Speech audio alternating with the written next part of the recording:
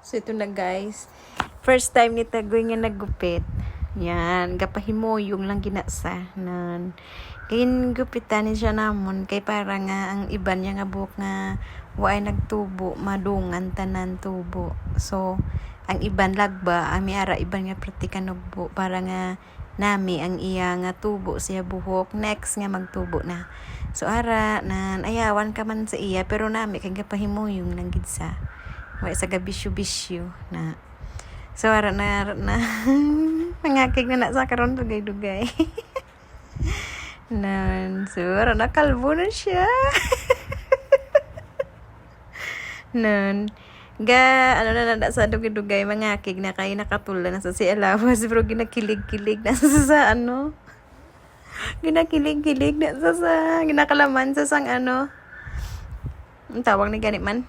Lipat ko kung tawag sina. So, ara na. Tapos na siya, gunting. Ang itsura ya, bla guys, udo balot. May bago na sa ngalan si Balot. No, cute-cute kay Balot. Nagamay, guya, nagdako yung ulo. Ano Balot?